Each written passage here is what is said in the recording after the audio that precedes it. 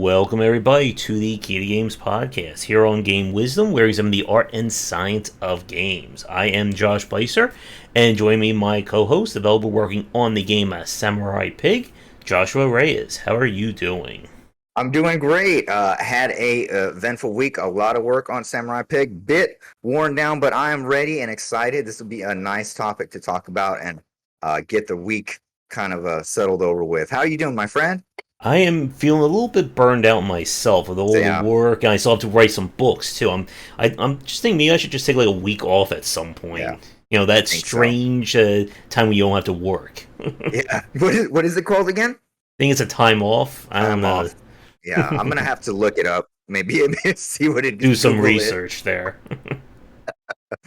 But Uh, yeah, definitely. Also, speaking of that, we should probably do one on maybe we'll do one on burnout. And just because I mean you're high production, we're both high production, so maybe we can indie dev game out burnout something to talk to. Hey everyone. hmm And welcome everyone in chat. I kind of lowered my noise gate just a little bit to see if it can knock off the fan in OBS, but unfortunately, I can't turn the fan off without then I will just sweat. I'll turn into mist during our cast, so I have to keep the fan on at least on the lowest setting. This does instantly dissolve, man. hmm All that wisdom gone. Yeah. But yeah, as Joshua said, we have a very interesting topic for this week. It's one that I think I've spoken about quite a bit in the past, but we haven't had a chance to talk at it here for the K Games cast, and that is modern retro games. I'm sure no one here has played a 2D platform or a Metroidvania or anything like that from an indie dev in the past, I guess, 12 years? Hey Josh, this is the second thing I'm gonna have to research. We're only like 2 minutes in, so hold on. What is a Modern platform. Metroidvania? There we Yeah. go. What's a Metroidvania? Okay, found it. I'm up to date. Let's go. Alright. And the independent space over the past decade has really embraced modern retro games. It is a very easy, or I should say, easy genre to start making a game in. There's a reason why, again, I said that Platformers was my first big design book. It's a genre that is well versed. There are thousands of examples of it these days, probably even more if we count a lot of the itch.io games. But it's also, when we look at modern retro, where I feel a lot of developers sometimes get stuck in this trap of being too adherent to the old school design. And as a really interesting point, we're seeing this kind of these different trends when it comes to independent space, and one of the big ones over the past, I would say, maybe year and a half, has been an embracement of PlayStation 2, PlayStation 1 era, with a lot of games trying to emulate that kind of first generation 3D. We've seen stuff like Safani. We are definitely in the horror scene. It seems like every other horror game these days is trying to be a Resident Evil, a Silent Hill, or just doing something completely weird but still PlayStation 1 aesthetic. Yeah, it's definitely, especially the horror. What I find really cool about the aesthetic of the PS1 horror games aesthetic is that it's like we spoke about this before, but like making a horror game is kind of really hard, right? Like hmm you can jump scare, but you want to get psychological. There's only so many things, and they've all been done before. But like one of the cool things about using like the PS1 type style for horror games is you get a lot of obfuscation, right?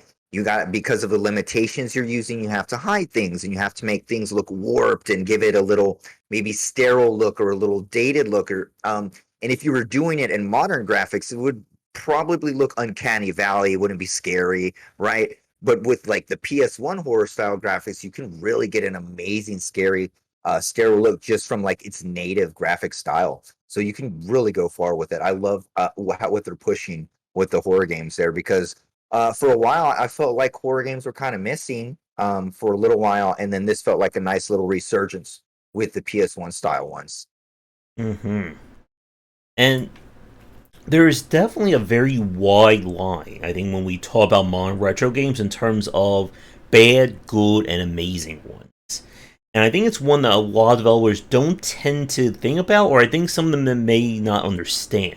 That difference between making a game kind of like Ghosts and Goblins, or kind of like Mario, or making something that's worse than those games. And this was something that we talked about, I think, either last week or the week before. That you don't want to base your strategy on what if this is Super Mario, but it's 10 times worse than Super Mario from 1989 or when the original release. Sign me up. The worst Mario. And yeah, like, again, like, you can't just do what you need to find. We're looking back at these retro games and we need to extract, again, we talked about this, like the pain points, things that weren't fun, maybe things that prevented the player from progressing and things like that, like really hard pain points, one shot kills, old NES style, like basically like taking all the trappings and tenets like of an NES game, talking from like the life things, like health points, all of it, and not changing it and modernizing it, right? So it's basically like you're making a new modern retro game without making it modern, if that makes sense. So that's kind of like when you fail. It's that we are making a retro game, right? But it has to meet the quality of life trappings of current games today. Yeah, and that is a really good point, as well as what Thousand Moon brought Yeah. up that we'll talk about, I'm sure, in the next few minutes. But Yes. sticking with the design side of things, this again is where I think a lot of developers, especially first timers, I think tend to mess up. They kind of equate technical limitations for design cues or foundations of these designs.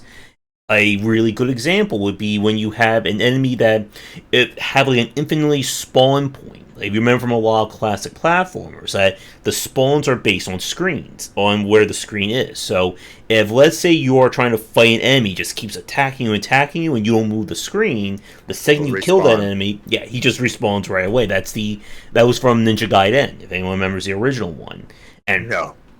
speaking of the original Ninja Gaiden, limited lives, losing lots and lots of progress, lack of save points, very frustrating designs. Like, these are things where, again, we dealt with them 30 plus years ago, Yeah. but that didn't necessarily make them good design. There are people, of course, who will defend these decisions to the death. I had a few people complain to me that, oh, you're wrong about Ninja Gaiden being annoying because you lose 2 stages worth of progress.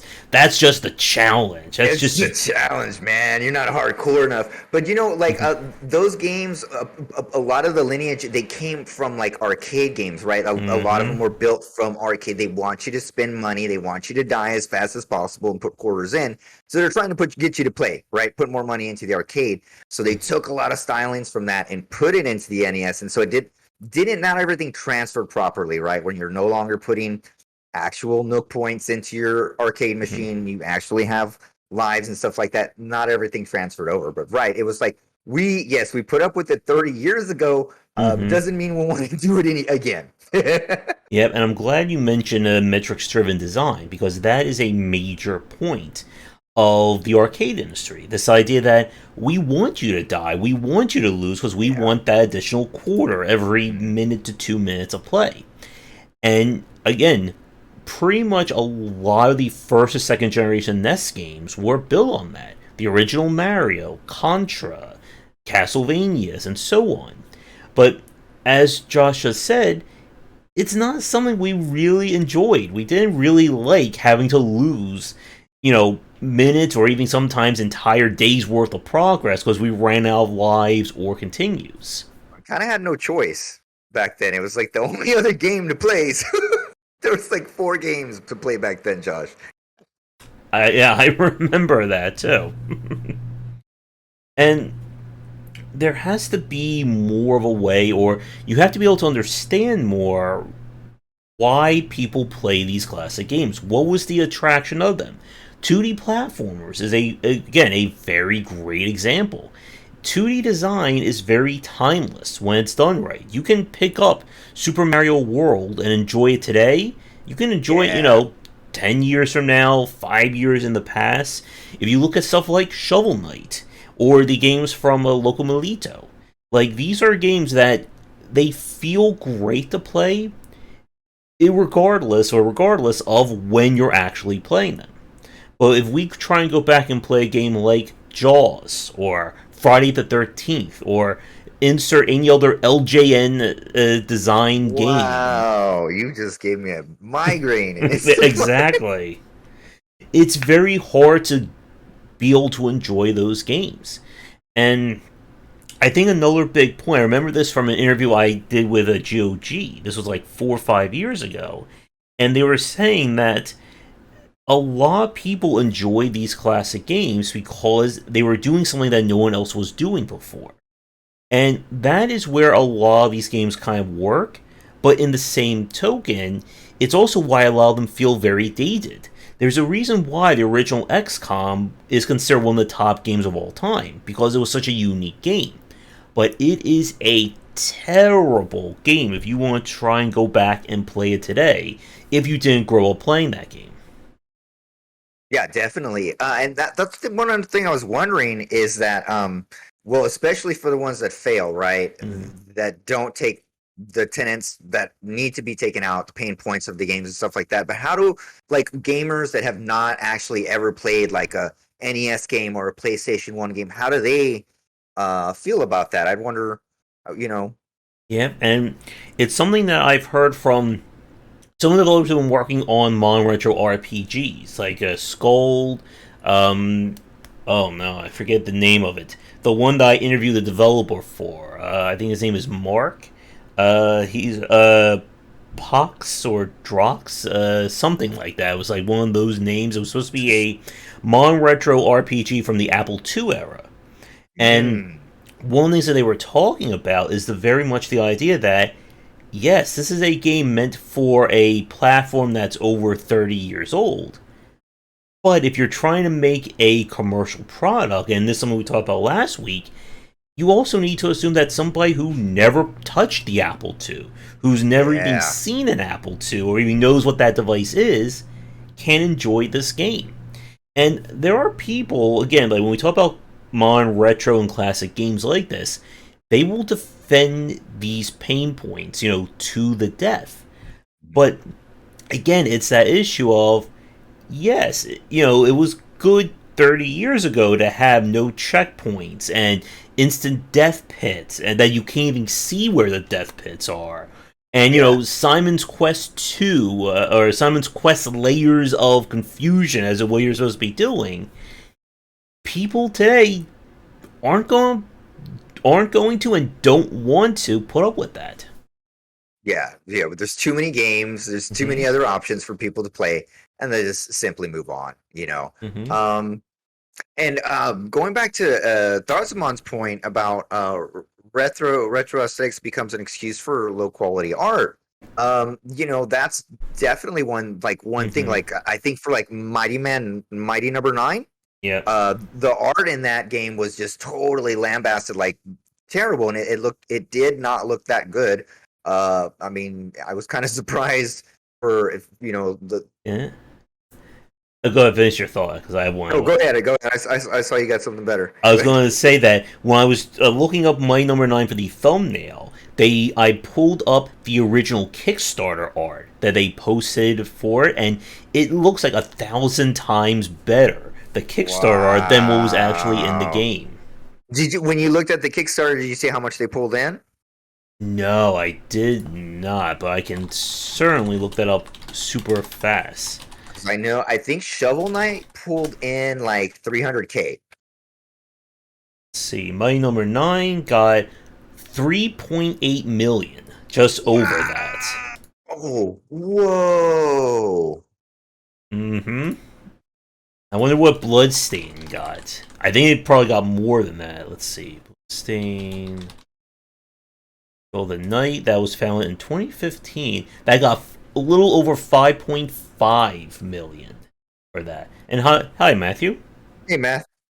Yep. So I mean, they pulled in a lot of money, and it's wild. Still did not work as well. And speaking about Bloodstain, if you remember, they did a complete art and kind of lighting pass on the game after people were complaining about it on trailers and such, because they got very gun shy after people really hated my number 9.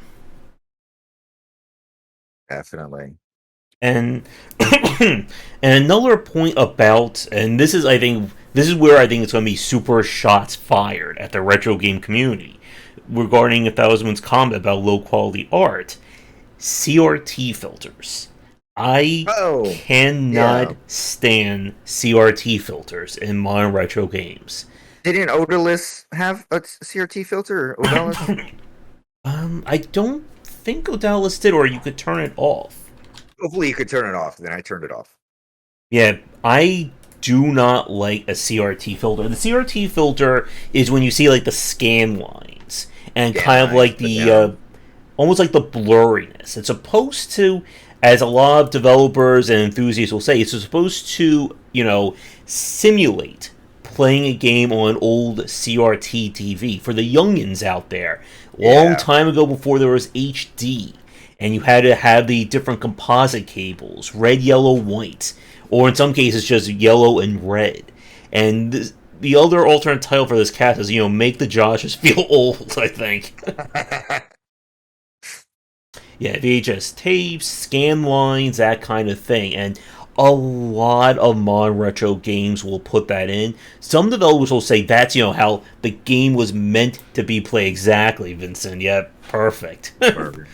And I cannot stand that. And this also, I think, really gets at the modern retro horror kind of market, right? Now, with a lot of them emulating PlayStation 1, early PlayStation 2 graphics that are very muddy, very hard to see. Sometimes super low FPS, where it's kind of like, the screen is moving like this as you're going around. And this, again, I think gets back at one of the major points. There's a difference between using modern retro as a style or as, a canvas, and using it as your entire foundation. Like, this is your aesthetic, because that aesthetic doesn't really work. It's very hard on your eyes. We played that game, what was it, Porcupine something, on this past India's showcase stream, where it's supposed to be like PlayStation 1, even like Dreamcast kind of levels of 3D. And it was starting to give me a headache just because of how jerky the camera was, and how you had, like, again, imagine my camera was a screen and you could only see maybe like this with only like black all around, and it just started to give me a headache. And again, that's not what you don't want to give people migraines when you're trying to play a game. There's Yeah. another pro game dev tip for all the devs watching. Don't give your players migraines for Mm-hmm. sure. Yeah, no, I'm not a big fan of the CRT. I understand they looked like that back in the day, but that gave us headaches back in the days. Then also, we just forgot. We were we didn't know. But yeah, I mean, the CRT is just like a really kind of cheap way to throw it over and say, hey, it's retro now. Got to do a little more than that. Mm-hmm. But yeah, I agree with you on the CRT. For like PlayStation, if you're trying to emulate like a PS1, you got to go a little deeper. You got to do some like texture warping and wobbly stuff, and some limitations about like some limitations and stuff. You got to go a little deeper than just throwing it. But then they'll do that and they'll throw a CRT screen on it too, so that's Yeah. even worse. And Thousandman's comment there is another really good point. That for a lot of the games that try to be modern retro, it's not really them trying to build a game like that. It's trying to build a game that lampoons that kind of design. There's that game we just played, Garlic, which is just like half memes when you're trying to play it. And that's, I think, another really interesting point. There's a difference between making a game for PlayStation 2 back in the PlayStation 2 era, dealing with those limitations and that design, versus, say, I want to try making that looks like a PlayStation 2 game on my state-of-the-art PC using Unreal Engine 5. Yeah, yeah, that's what I'm doing next. There you go. No, you should make a 3DO, or better There yet, you go. TurboGrafx. TurboGrafx 16. Neo There. Geo. Yeah, there you go. And again, like, there are games, like a lot of those older games, like the Neo Geo, like the 3DO, they were for a time ahead of everybody else. a lot of people will argue, Nintendo games don't look good or they're not high quality, but Nintendo, up until like the N64, they were like, you know, on the cutting edge in terms of their hardware back then. Yeah, like that was still the hardware battle back then. Mm-hmm. Yeah, I mean, like you could look at a Nintendo console and a Genesis console and see graphical differences back then. Mm-hmm. Definitely, yeah. But of course, that type of that aesthetic, the aesthetic just holds up so well. You know what I mean? Yeah. So And like as a really good example of that kind of design, again, like Silent Hill. We talked about this before with managing your limitations, but it's certainly applicable here. Silent Hill had the fog not because of an aesthetics choice, but because the engine couldn't render the entire environment without slowing down. right. And if they were again just working with like Unreal Engine and doing that, they probably wouldn't have thought about that. And Yeah, hi, Chris, thanks for joining. And this is again why we talk about the importance of limitations. They give you the ability to work around rather than just letting you do. If you try to do 100% of everything, in this case, it oftentimes ends up being very soulless. We've yeah, played a lot of games, and this is completely like a tangent from our Mon Retro Talk, but we've played a lot of games that use Unreal Engine. And the Unreal Engine is just used without any attempt at adding aesthetics. And we see these games that they feel very hollow. Like every character has that kind of, doll like sheen to them. And we can see this like when a game looks like Fortnite, or if you remember that the Monster Hunter like game that was done in Unreal, like it just looks like Fortnite characters doing Fortnite things rather than you trying to do something unique with that engine. yeah, definitely. And to Chris, Zendra's comment earlier about Mon Retro of changing, that's I think another really good point. It's one of the things that I like about Locomolito's games that their style is very much I want to make a game like Ghosts and Goblins, or I want to make a shmup, or whatever. But they also understand that people don't want, like, the common consumer doesn't want extreme frustration. And again, there's a difference between challenge and difficulty, and that is another few shows in of itself. But a good example from Locomolito's games with Curse Castelia is that you technically have infinite continues. You can keep dying and respawning and coming back as many times as you need. If you want the Grandmaster Challenge, that I think is limited to 3 credits.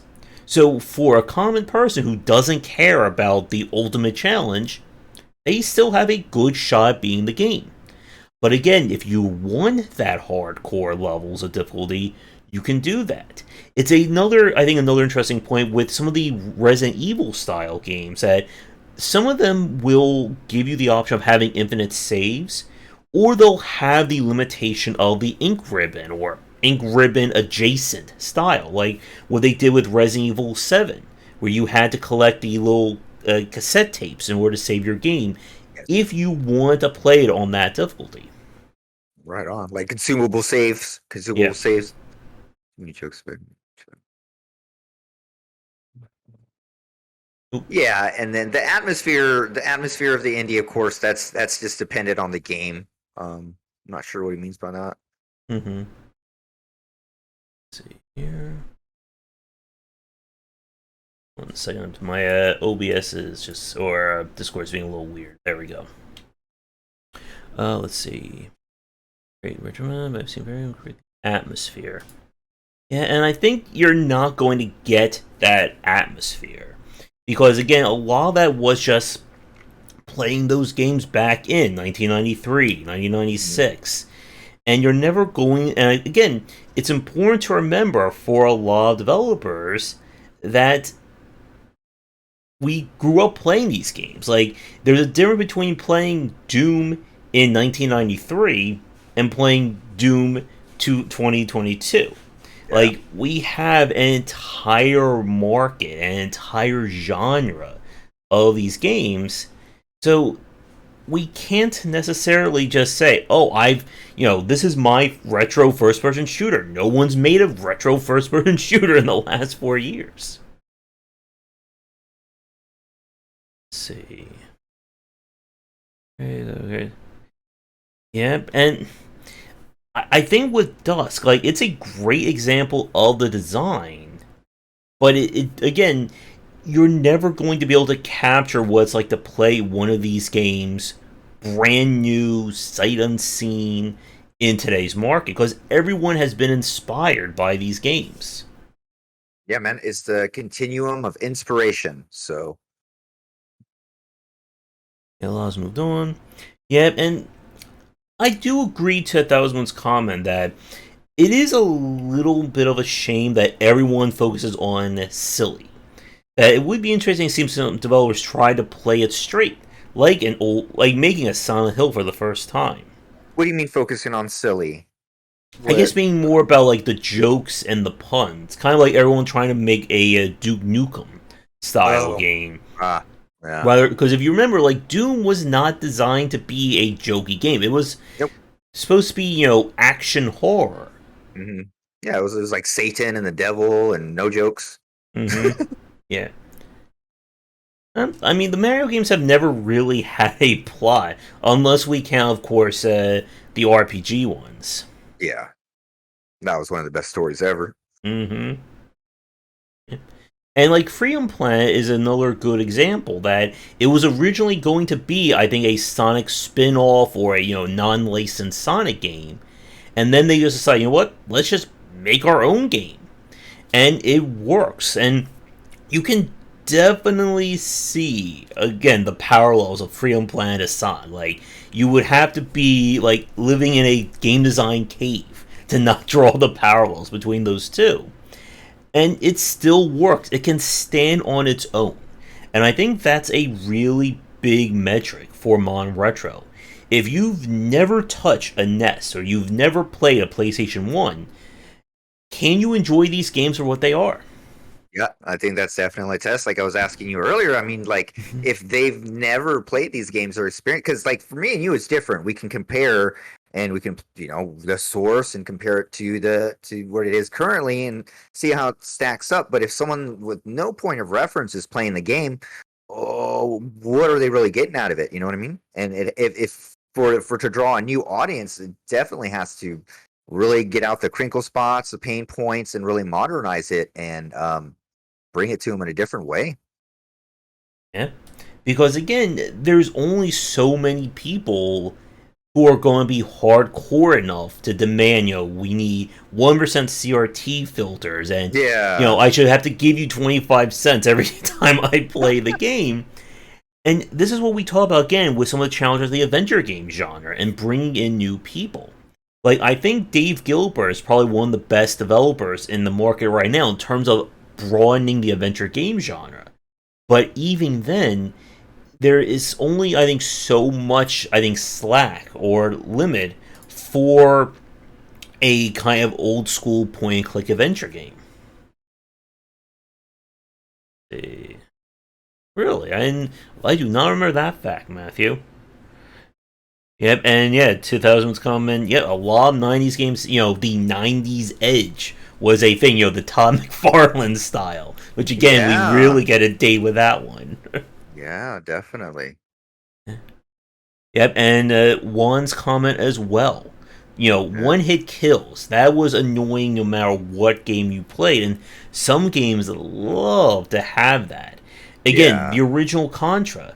And it's hard, and again, like, it's hard to figure out why someone's playing these games and what is that line between we're trying to make a new game, but we still want to appeal to that old school. I don't know if anyone here remembers that game Blazing Chrome. That I think was done by either Joy Masters, the Odalis developers, or they published it. Which was supposed to be kind of like a modern retro take off of Contra 3. And I enjoyed that one, but it also had one hit kill kind of design. And it's kind of hard. Like, would a Contra like game really do, I think, well today? And I just don't know. I don't think so. I don't think so at all. I think it's that was a game of its time, from limitations and its time, and I don't think you could really like push a game like that now. It Mhm. would have to be really different. Yeah. The game we just tried, Spider Saws by Way Forward, is kind of like their take on Contra, and they let you get at least 3 hits before you lose a life, but it's still built on that design that everything is going to one hit kill you. So it's very frustrating to play in that respect. And right now it's sitting at 5 reviews on Steam, and it came out just about 16 days ago. Nobody likes one hit kills. Then we're in agreement. Nobody likes that. Hmm. And again, there's a difference between playing an old school game and playing someone trying to emulate an old school game. Like, we can go back and play Contra. I love Contra, Super C, those kinds of games, but that's because of their place in history. I don't necessarily want to play your version of Contra if it's exactly the same in terms of difficulty and frustrating design in the year of 2022. Yeah, like they did. What did they do? Like Streets of Rage, and they did a Mm-hmm. couple others. Did you play those? When they redid them, the new Uh, remakes of Streets of Rage. They looked soulless. Like it's like, they redid the art differently. Of course, it's not mhm. pixelated. And they redid it, and they just like a lot of the remakes that I've seen like that. They were just really bad. Yeah, are you talking about Streets of Rage 4 or are you talking about actual remakes of Streets of Rage? The remake. It was a remake. Am I got it wrong? There was just a remake, and then there was another four. Maybe I could be wrong. Anyway, I Hmm. think they both were bad. I thought Streets of Rage 4 was really good, at least the Was one it that came good? out, I think it was a year or so ago by Dot Emu. But they also tried to do a remake or a spiritual sequel to Double Dragon. There's a Double Dragon 4, not to be That confused with one. Double That Dragon one. Neo. Okay, that one. Yeah. Yeah. And again, like Double Dragon 4 was just very just annoying to play. Like they did nothing. And I think that again is another thing, and this is something that we talked about when it comes to design, that you can't just say this is Contra Yeah. and that's your entire gameplay or design document. Like you have to do something different.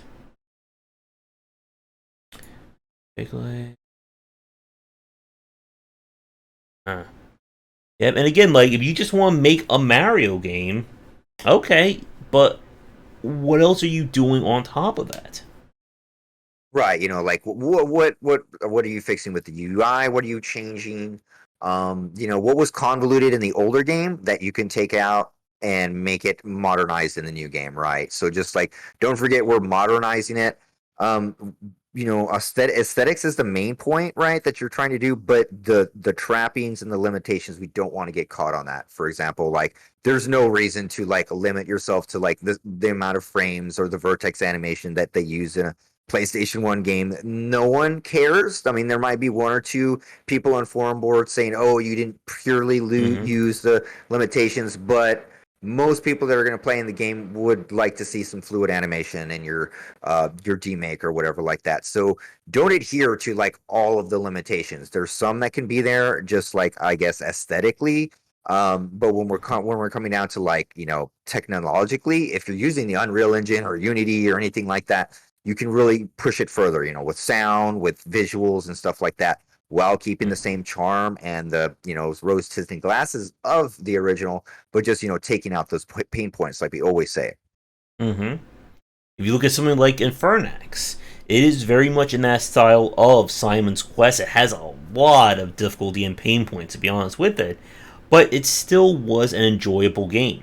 But even then, as you just said, there has to be that limit of okay, are these frustrating elements, just limitations? If they're part of the design, then there has to be a way to work around that. Right. So yeah, if it's a limitation, okay, change it. If it's part of the design, well, how can we change it to modernize it to current gamers' expectations of what would happen in this situation, right? And how can we better it?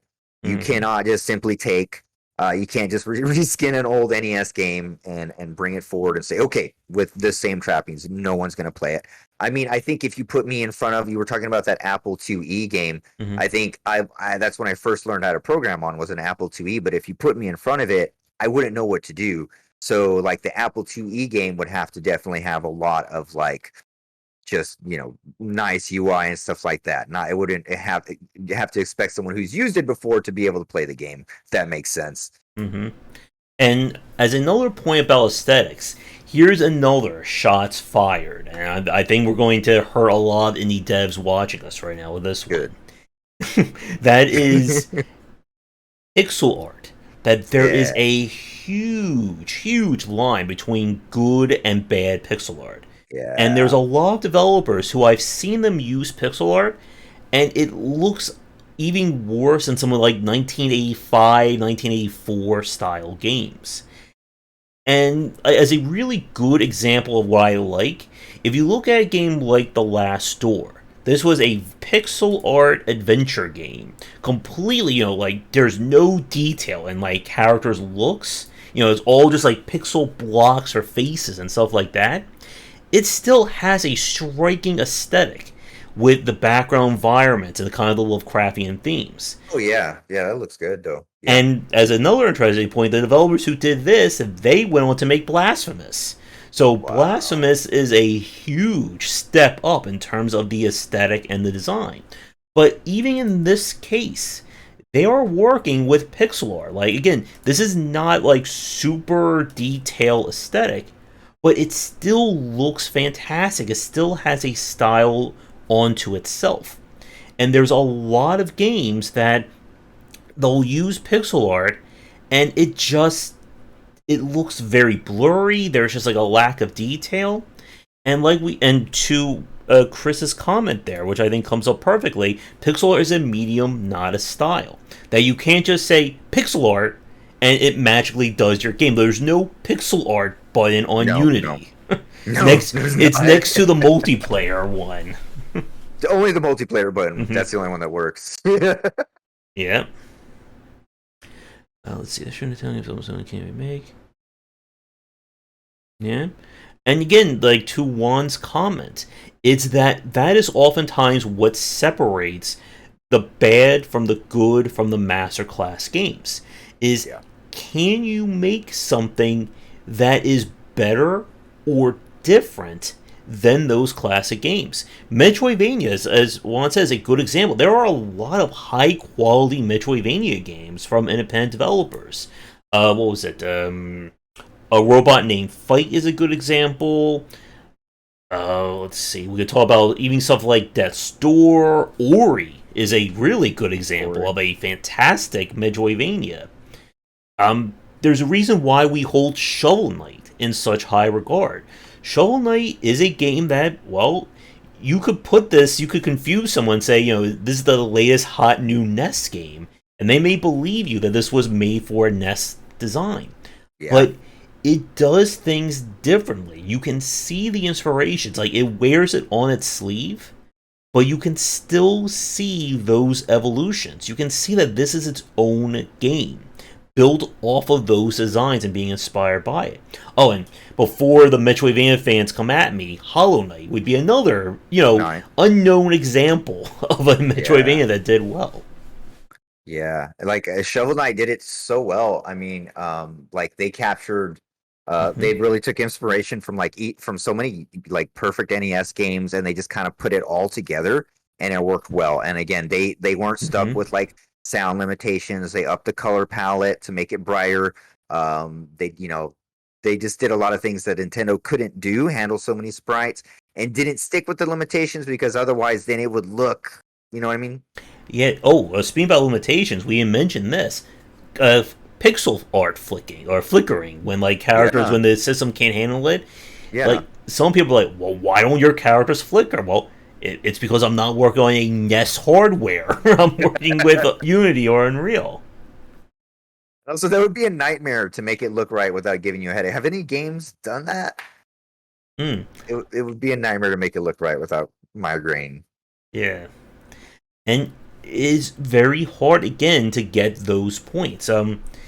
And even then, like, again, you know that a game does well when everyone tries to make their own. Like, there have been a lot of games that have tried to emulate Shovel Knight. And again, just like with a lot of these games, like Slay the Spire or Spelunky or the Bind of Isaac, they never go as they never get as close to them in terms of reviews and outreach, because again, there's a difference between being the first and Mhm. being the 30th or 100th. Yeah. Yeah, and they are so tired by the 30th and 100th, they are sick and tired of that genre.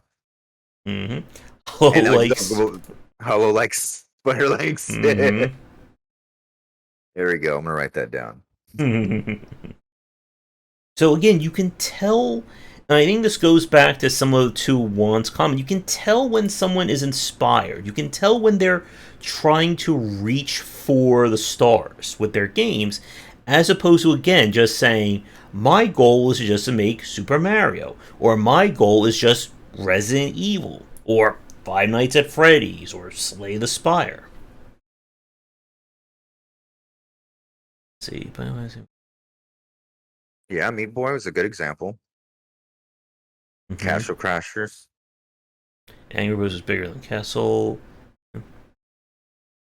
Yeah, and to Chris's comment, like, I haven't seen a Darkest Dungeon like that has managed to do something better or go beyond that kind of game. There have been a lot of them, like Iratus, Iratus, I believe, or Iratus, and it was okay. But again, I think the problem with these games is that they're just immediately compared to the games they're trying to emulate or be inspired by.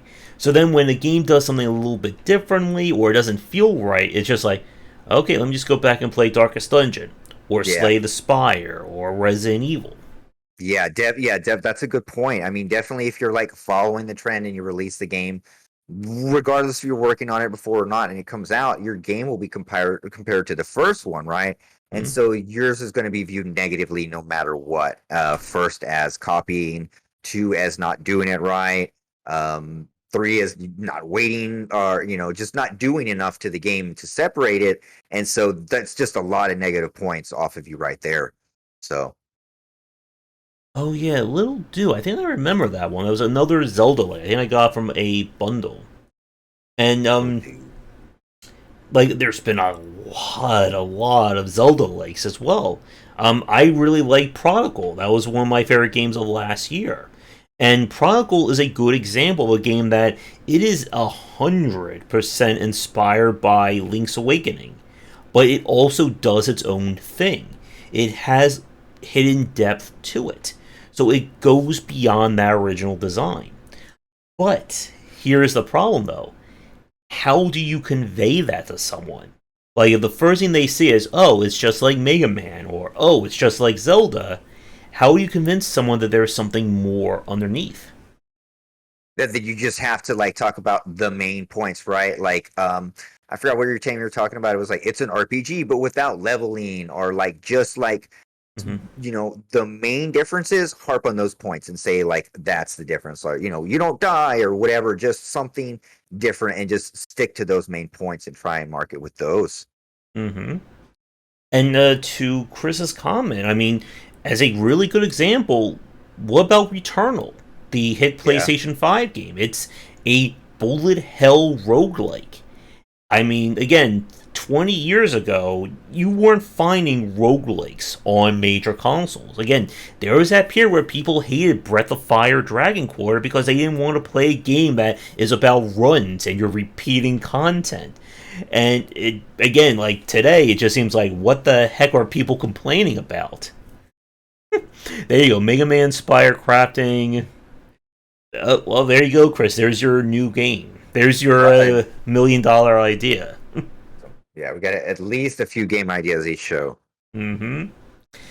But and I think to Chris's comment, it's that greater issue of where are people or how are people examining these games? If you just say to yourself, I want to make Darkest Dungeon, okay, why should I play your Darkest Dungeon? Just like why should I play your Shovel Knight? A good Right. yep, go ahead. So like okay, so you'd say So then basically you need to sit down on a pit and pad and a controller and why are people playing Dark Dungeon, right? And like start dissecting it and figuring it out. Okay, what are the positive points about it? What works with it? What draws people to it? And then extract from there, right? And make your own amalgamation of it and go forward from there. If you don't like a certain thing about Darkest Dungeon, for example, someone was saying maybe like make less the personal management less punishing and more rewarding, Mm-hmm. right? So you can just say no more personal management and like this, and then that's it, right? And just a small change like that, and you could definitely update it. Yeah, and if you promote that as well, Yeah, that can be a major selling point. Hey, do you like Darkest Dungeon, but you don't like losing all your entire party and having to spend we three have hours something for you. grinding? Mm-hmm. Here you go. As a very interesting point about horror, I don't know if you played Tormented Souls that came out. I think it was last year, or it could have been the year before. Mm-hmm. Tormented Souls was a game designed by indie developers to basically be a spiritual successor to the Resident Evil era. Oh Like it wow. is a game that it plays and looks like someone made a Resident Evil game, but using Unreal Engine's graphics and hardware.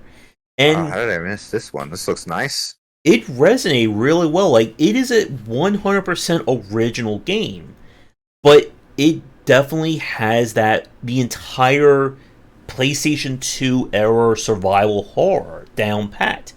I didn't love it as much as some other people because again it adheres really heavily to the puzzles. Like this is a game that it is easy to get Mm. confused and not sure about the puzzle design. It's Resident Evil Silent Hill era design. But for its goal of being a modern retro survival horror game, I think it nailed it 100%. Nice. So it's one of the games where you gotta find the crystals and move the statues and gotcha. Hmm. Gotcha. And then figure out what the riddle is to open up the door, to get the Create key, the right to. piano Yeah. sequence. Wait, isn't that what we just call that Devil May Cry, Matthew? Oh, I'm sorry, Resident Evil was the one that, or Resident Evil 2 eventually turned into Devil May Cry. Or no, Resident Evil 4, one of the main prototypes of Resident Evil 4, turned into Devil May Cry. Right. That's right. It was Tormented Souls, if you want to look that one up. And again, like, there are developers who are doing legitimately different things, but it's so hard, I think, to market the mechanics when people see the aesthetic. And I think Yeah. that is oftentimes one of the damning points. You can do an amazingly different game using pixel art, but all someone will see is, oh, it Pixel looks art. like a Genesis game. Wow, Yeah. you really thought outside the box with your Genesis game. PlayStation 1 game. Why are we still Yeah, exactly. That's it's definitely a hard so like your market is going to be a little bit more niche in that respect, right? Unless you can do some kind of breakout amazing thing. But again, I think people are going to still, gameplay does win in the end. But if you're going to have a segment of market that's just like, I can't look at this VHS tape looking game, you know what I mean? And you just lost them. Yeah. And there are some developers who have done like very interesting things. A game that I know Volgora is watching that we're both very excited about is Faith, the kind of satanic priest horror game that uses like text to speech voice and like almost like that kind of like rotoscope for for like character animations. Like it is disturbing as heck, and it's like an 8-bit or I think even be like a lower bit game than that, and it works because there's nothing else that looks quite like this game. So yes, it looks like again one of those older games, but it's just so striking in terms of how it looks. Wasn't there that like MS Paint horror game also? Is that what you were just mentioning? Could have been. There is of course a World of Horror that is a 1-bit horror game with the Yes, old. World of Horror. Yes, Yeah. that's the one. Let's see. And to Matthew's comment, that sounds like it could be. You could turn that into like an artistic game, on the perils of hunger, and uh, you could make it all about anorexic or obesity, and talking about Right. that with a sad piano tune, and we could maybe win an award. Yes. Yes.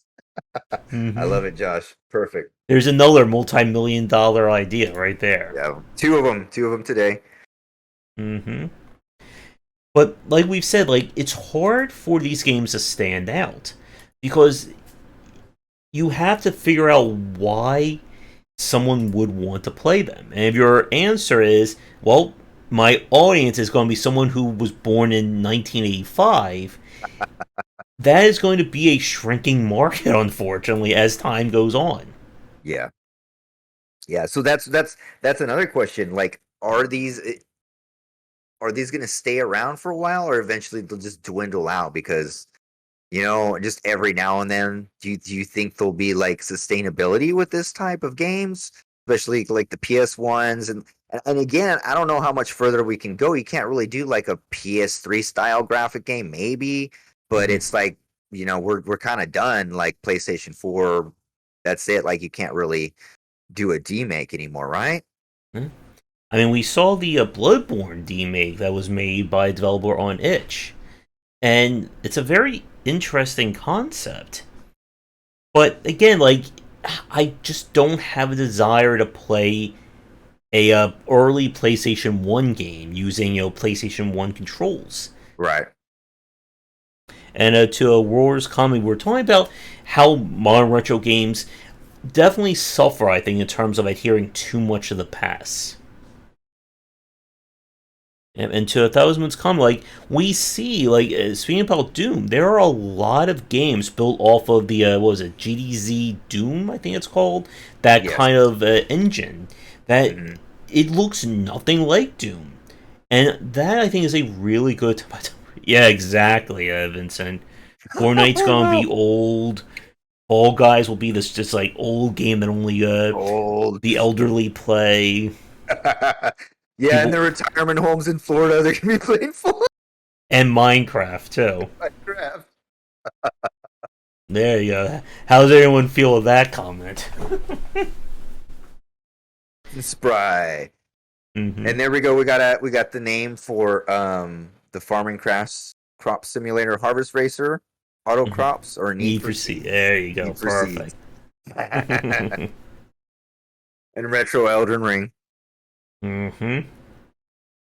And again, like there's a difference between that game of Fashion Police Squad that we play the Yeah. demo of. Like that's another really great example that it's an FPS. It's designed to be kind of retro in that kind of aesthetic, but you can see the things that it does differently. It doesn't just play like the other 50, 100,000 other boomer shooters. Yeah, it has fashion. Hmm. And if you can do that, I think the challenge, of course, is that there's only so many ways that you can go to Yeah. stand out. I think that's what can be so Yeah. frustrating is that it is very much a case of someone releases their platformer. Okay, well here's another platformer, and here's another one. Yeah, I call it the continuum of inspiration. But one things I'm wondering, I probably have to have another further Hmm. discussion on this, is like, especially as indie devs, like we're exposed to this where we have to like put things together and come up with something, a different idea to try and stand out. Like eventually, will it become too blended where it's just like nothing can stand out at all anymore? I'm wondering if we're going to get to that type of homogenation. You know, hope Hmm. not. I hope not, but Yeah. And I think another point, as a quick time check, we're going to be hitting an hour in a few minutes. So I think we'll probably wrap things up in what, like 20 minutes. You think? yeah, I think so, Yeah. definitely. I think another point again is that retro is not an excuse for low quality.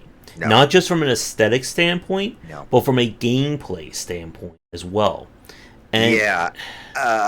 I think that I notice a lot of them using it as a handicap, right? Like we were saying, mhm, using the limitations. Or like, oh well, this game didn't have it, that the menu didn't work like that, so we don't need it.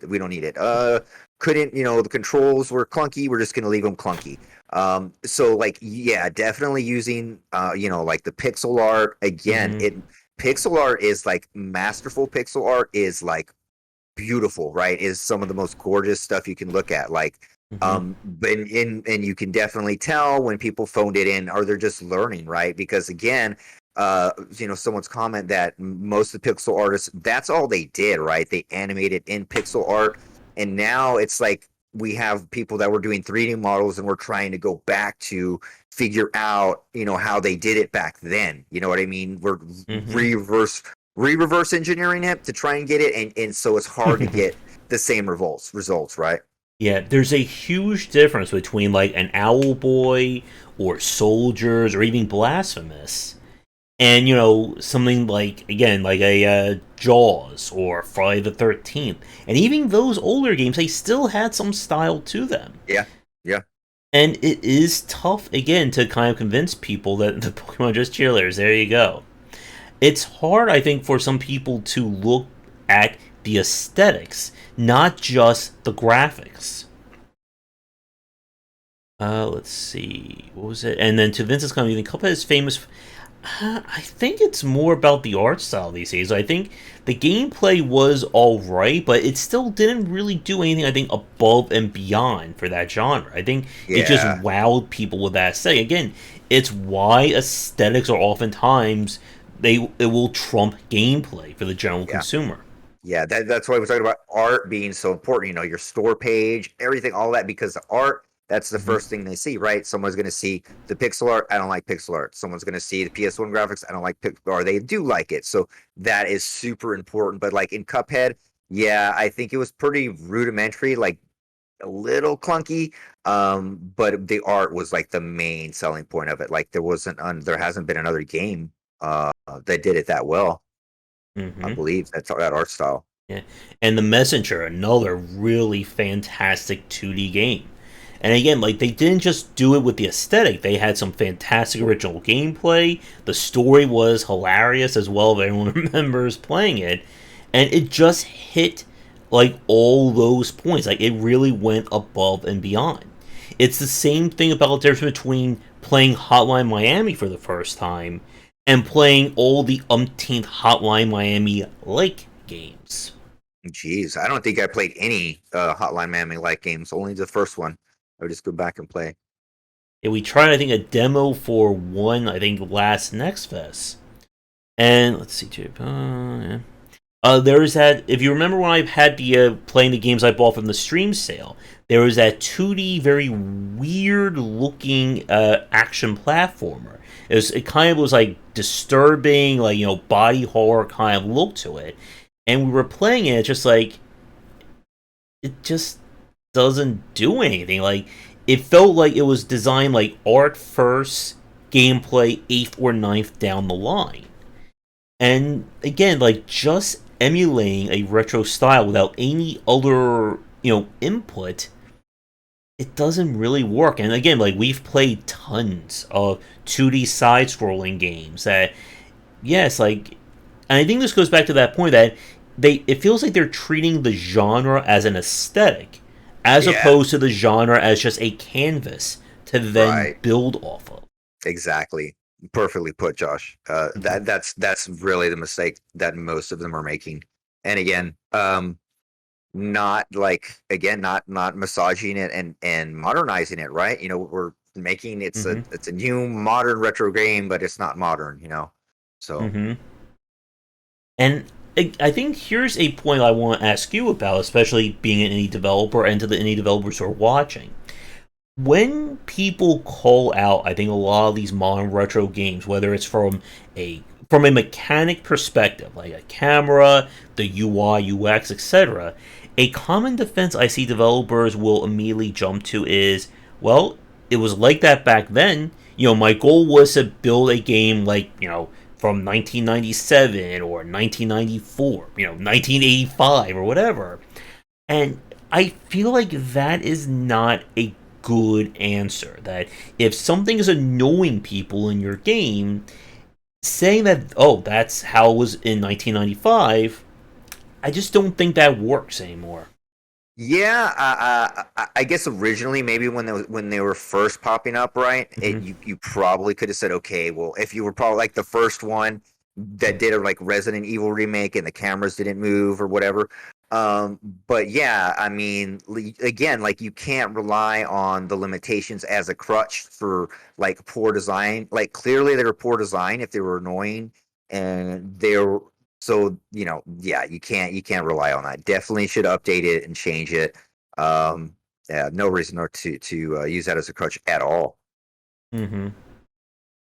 And like we've said, just relying on that, it means that you're not doing anything new with it. Right. You're not innovating it at all in any way, and you're not updating it. So like what exactly are you doing? Are you making again, we're making a worse version, you're making your own kind of whatever version. What are you making, right? And so when you're leaving Hmm. those types of points in, it definitely shows that you didn't consider like what you're actually building. Is it a homage? Hmm. If it's a homage, like it's a tribute, well then you're wanting to elevate it and you're wanting to make it better, not like what I mean, Josh? Hmm.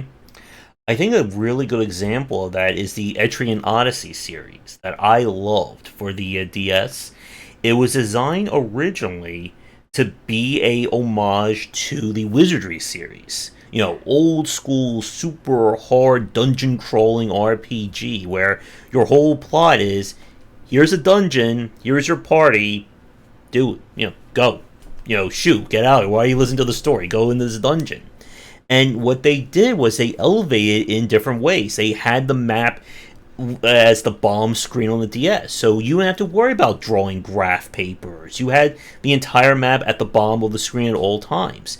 They did original things with the class designs and having enemies or having boss fights that can show up like on the floor, wandering around. And it did something different, and it really resonated with people. If you look at Legend of Grimrock, that Grimrock Mhm. is another example of a game that it emulated that style, but it also went out and did its own thing. That a lot of the other developers who then tried to make their own Legend of Grimrock likes didn't work. I couldn't even believe like when that game came out. Like I was like, wow, somebody's actually, and it did so well. Like people Hmm. ate that game up. I was really surprised how well it did. Legend of Grimrock, good game. Yeah. And even then, like the games I've tried to emulate it haven't done that well. And again, I think this Yeah, goes back to that comment. I need to write that down about having using the game or using the genre as the entire, or building the. Oh, now I forgot my own phrase there about having the genre just be the foundation rather than just you're just using the genre as the goal rather than as the foundation for something else. oh, you had like using the genre as the canvas or Yeah, something. We'll just rewind it. yeah. But again, like if the genre does, if you're just trying to copy another game, you're not learning what that game did right or wrong. Exactly. So you have to consider what's good about the game, what's wrong about the game, and how and especially like take into Hmm. consideration that a lot of people haven't played those type of games when they came out. So how are you going to attract those people? What are you going to show differently, right? Yeah, I think I remember. You have to treat the genre as a canvas rather than just the goal. That you can't just say, I want to make a retro platformer and that's it. You have to build off of that. And yeah, like Legend of Grimma, the sequel did not do as well because I think it ran to that same issue of now it's just copying itself. Like, you're not really going above and beyond. I got very frustrated with the sequel, despite the fact they were trying to do some things differently with it. Did not play the sequel. I heard bad things, so I didn't play it. Hmm. And again, that goes back to another point that we've said before. People are only willing to look past issues with the first game. Yeah. Even if that first game is the first game that you made. If you were the originator of something and then you try to do another game like it, but you still didn't understand those pain points and reasons why people bounce off of it, they're not going to be willing to give you a second shot, even if you were the one who made legitimately the best version of this 3 years ago, 8 years ago, whatever. Exactly, exactly. Yeah, I mean, I've probably literally given very few games a second shot. If like there was something that, I don't have time for this for whatever reason. Unless it was like big in the paper, we've done a major update, all the journalists were talking about it or something. I've usually never gone back. Even then, I'm like, I already played it first time before, so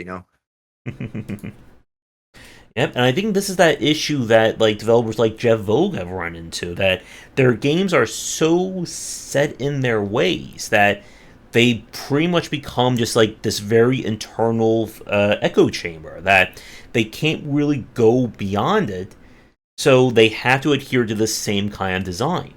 yeah, And it's tough because they sell. Again, if these games weren't doing enough to, pay the bills for Jeff, I am very sure he wouldn't be making them. right. Oh, and like just like you were saying with Dead by Daylight, right? Like the Mm-hmm. changes that they did to it, it's been like that for a while. They made some changes to it, and now it's not doing so well. So when you make massive changes like that, that they don't agree with, right? Just Mm-hmm. Josh and the Josh cast. We were gonna call it the Josh cast, right? Yep, and again, it's hard sometimes to know when you want to change something or alter these features. Because you may take something out that a lot of people really like, but Yeah, as we've said with the genre, um, with the talk about genre mixing, your goal, if you're mixing genres, doing something different, isn't to adhere to the hardcore fans of genre A or the hardcore fans of genre B, but somebody who's looking for a different take on those genres. right. So you can't have it both ways. You can't say, I'm going to do something completely different for the genre, and yet 100% adhere to all the complaints and pain points of that genre. Exactly, exactly. Well said, Josh. Well said. Yeah, I need to get the other Josh back on so we can just have all the Joshes. Yeah. But I think I am about out of points. So, anything, final thoughts or anything that we didn't touch on yet from you? No, I think we basically touched on everything so far. Yeah, Okay. let's see. Shows. Yeah, man. Just like if you are working on one of these though, again, like don't let the limitations be a crutch, right? Don't let it hide your design or cramp your design. Like you were saying, a lot of these games get trapped into their own limitations, right? And they can't like extend beyond that, like Legend of Grimlock 2, for example, Mm-hmm. things like that. So innovate again, find the pain points, see what you can make, see what worked about it, and that's basically it. Mm-hmm. And again, don't treat a genre as, or a very popular game of the genre, as just your goal. Treat it as the foundation or the canvas to then do something differently. And if you can do that, and come up with something that is unique, you can stand out. I was just looking on Twitter. A game I'm really excited for is that Akura game, Akurra, which is kind of like Mm-hmm. a Legend of Zelda meets a Sokoban style Mm-hmm. game, and that is a really fantastic one. Or a Pokey Poke, that 2D platform where you're using a spear to bounce around and deal with all the physics. Like again, these are games that you can tell, you can see where the inspiration is coming from, but you can also see that they are doing something differently or unique with it. Is it currently signed? Mm-hmm. So I guess here's a question for the comments and for the chat. Can you think of examples of other retro games that we didn't mention yet that did go above and beyond in some respect, like an Alwa's Legacy or a Shovel Knight or Dallas? A And story, was that the original that Cave Story probably is a good example, like one of the first big indie first game one? Yeah. explosions. Mm-hmm. Because, I mean, you can do that. You can go above and beyond, but it takes understanding the genre and understanding what it does right and what it does wrong. And I think going back to Chris's comment about Darkest Dungeon, that it is surprising that we haven't seen a kind of like a monster train version of, Darkest Dungeon. Yeah, like I would Downwell, say yeah. yeah, retro. I would say yeah, Stardew Valley I think would be a good one as well, and it definitely went above and beyond in some respect. Yeah, definitely. Definitely did a lot for the Yeah. genre for sure. Celeste. Mm-hmm. Yeah, so they are out there. They do exist, but you need to be able to. Again, you have to look at the genre, not just look at someone else's game as your sole blueprint. Exactly. Exactly. Undertale. Mm-hmm. Yep, Undertale, a Good. really brilliant example of Yeah. again of subverting those genre conventions and doing its own thing. And now, again, you know when you do it right is when then people call you the new standard. Like we've seen Undertale likes and Yeah. Zack likes and Yeah. Shovel Knight likes and Definitely. Slay the Spire likes. Hmm. Oh god, Chris is giving me pain, making me remember Virtual Bart. uh, did it virtual Bart, but didn't like the virtual. We removed the virtual. Do you like Virgil? But you don't like The Simpsons? Well, here you go. Oh yeah, Virtual Bart was the second SNES Simpsons game, and Bart's Nightmare. Oh man, Mhm. Bart's that's some Nightmare. pain too. Yeah, all of them, and I played all of them because they, just had. Hmm. Anything else that is quickly coming to mind? Uh, yeah.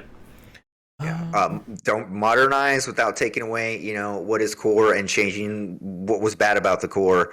That.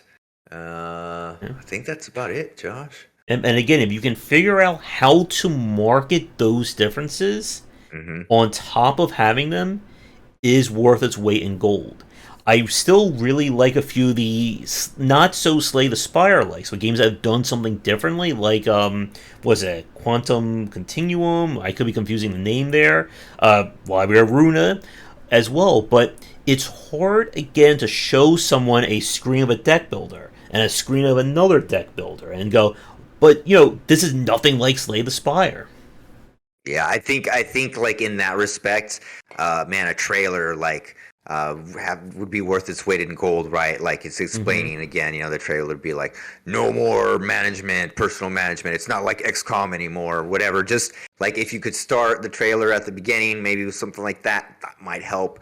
Instead of them immediately seeing like pixel art or CRT and stuff like that, that might be helpful. Mm-hmm.